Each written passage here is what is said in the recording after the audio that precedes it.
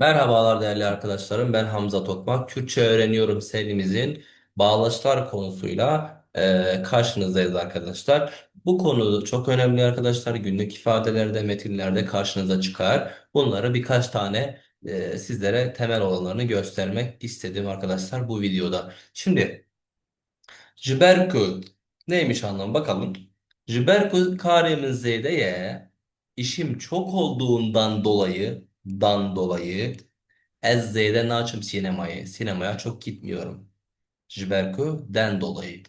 Aşağıdakine geldik. Ez meşe geleki hazlıkım. Ben yürüyüşü çok seviyorum. Levma. Bu yüzden ez her sebedemeşim. Ben her sabah yürüyorum. Yürürüm ya da. Ez sinemayı pır hazlıkım. Sinemayı çok seviyorum. Lebeli.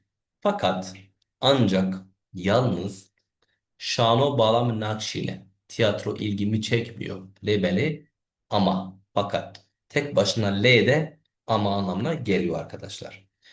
Ez jirokam pir hazdikim.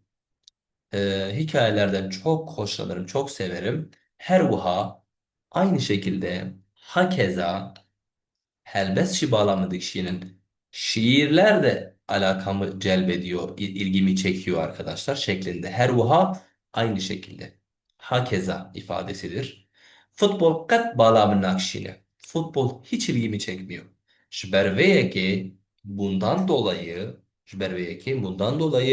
ez kat maçan hiç maçlara gitmiyorum.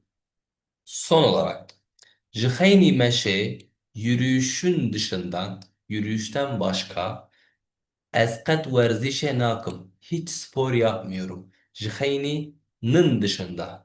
Jihayni'nin dışında, nın haricinde ifadesidir arkadaşlar. Bu dersimizde kısaca böyle değinmek istedik. Kendinize çok iyi bakın. Görüşmek üzere. Hatırlayın.